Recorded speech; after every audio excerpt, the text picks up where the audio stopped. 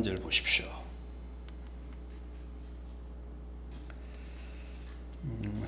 6절 하반절 보시면 내가 내 하나님의 율법을 잊었으니 6절 상반절 말씀도 마찬가지입니다. 내 백성이 지식이 없으므로 망하는도다. 여기서 말씀하는 지식이나 또 하반절에 나오는 율법이나 다 하나님의 말씀을 저버렸다는 뜻이죠. 하나님의 백성은 하나님의 말씀을 잘 챙겨야,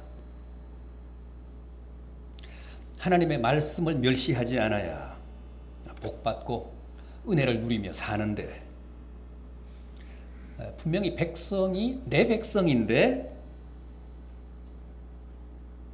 지식도 없고 또 하나님의 율법을 잊어버렸다는 겁니다.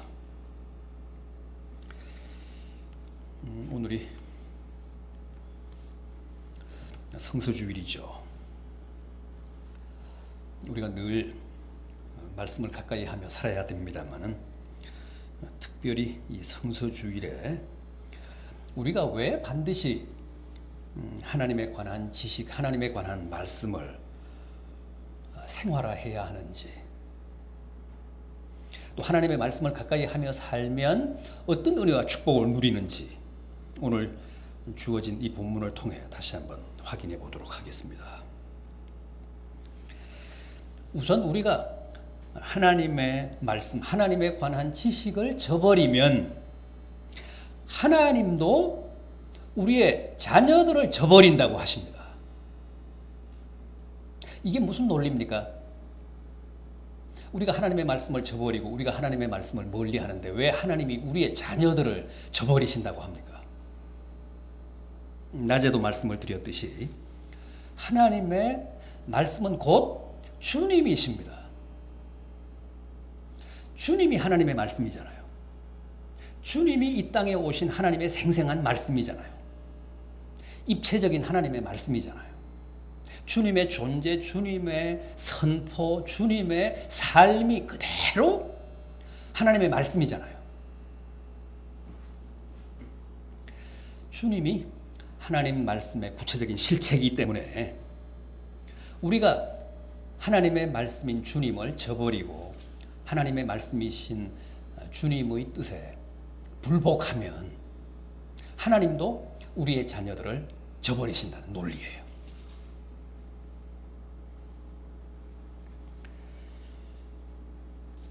분명히 그렇게 말씀하십니다. 내가 내 하나님의 율법을 잊었으니 나도 내 자녀를 잊어버리리라. 여러분, 우리는 이렇게 살더라도 정말 우리의 자녀들은 복되게 살아야 될 거 아닙니까? 우리의 자녀들은 적어도 우리처럼 살아서는 안 되잖아요. 우리의 자녀들이 다 하나님의 가히 없는 은혜를 누리고 축복을 향유하며 살게 하기 위해서는 반드시 우리도 하나님의 말씀이신 하나님의 독생자 예수 그리스도를 저버리지 않아야 합니다.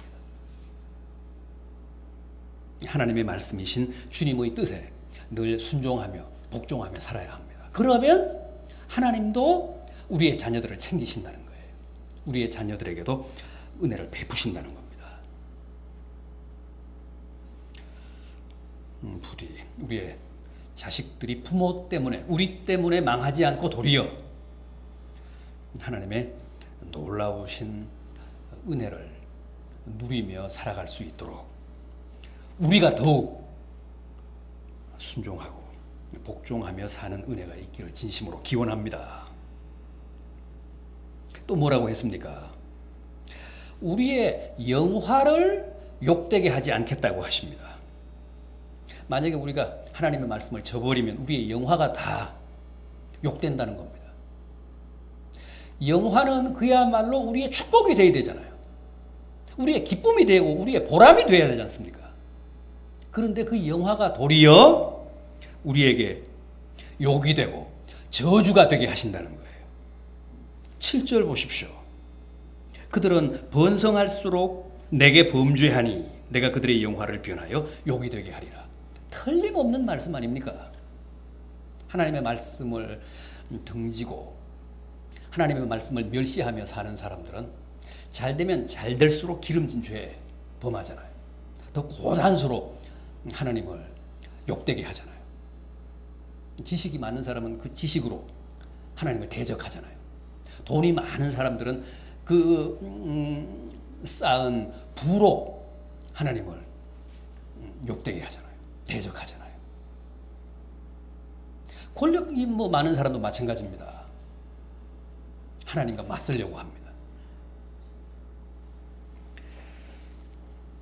돈이 많은 자, 지식을 많이 축적한 자, 상당한 무슨 명예나 권력을 획득한 자가 정말 복되려면 하나님 말씀에 순종하며 살아야 합니다. 하나님의 말씀을 등지거나 멸시하지 않아야 합니다. 그러면 그 영화가 다 그 사람에게 또 그 가정에 복이 됩니다. 은혜가 됩니다. 그러나 하나님의 말씀을 등지고 살면 도리어 그 영화를 욕되게 하신다고 합니다. 부디 여호와를 아는 지식에 힘씁시다. 말씀을 가까이 하는 일에 더 많이 관심합시다. 그게 우리 자녀들이 잘 사는 길일 뿐만 아니라 우리의 영화가 우리에게 욕이 되지 않고 도리어 은혜가 되고 축복이 되게 하는 길임을 깊이 깨달으시기를 바랍니다. 또 있습니다. 하나님의 말씀을 등지고 살면 먹어도 배부르지 않게 하신다고 합니다. 10절 보십시오.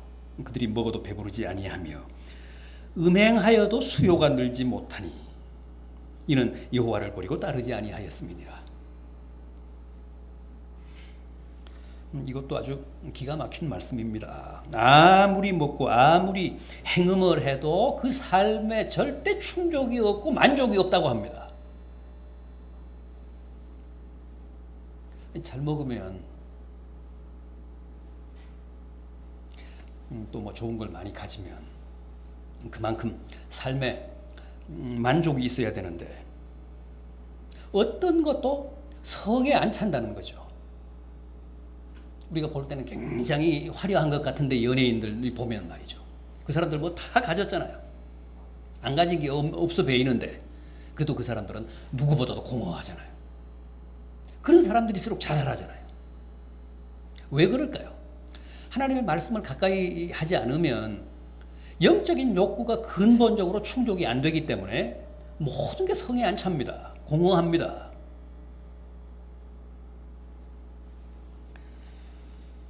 여러분, 정말 가난해도 늘 웃고 자족하고 감사하며 살 수 있는 비결은 말씀을 가까이 하는 겁니다.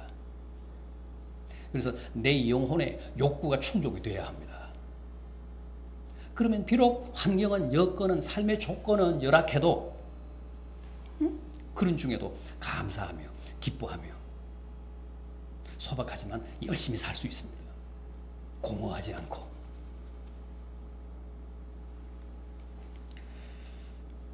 오늘 말씀의 주일, 성서주일, 다시 한번 말씀이 우리에게 얼마나 소중하고 우리가 왜 말씀을 멀리해서는 안 되며 더욱 가까이 하며 살아야 하는지 오늘 이 본문을 통해 다시 한번 확인해 봤습니다. 우리가 말씀에 충실해야 우리의 자녀들이 잘 되고 내 영화가 욕이 되지 않고 내 삶이 절대 공허에 빠지지 않는다. 기도하겠습니다.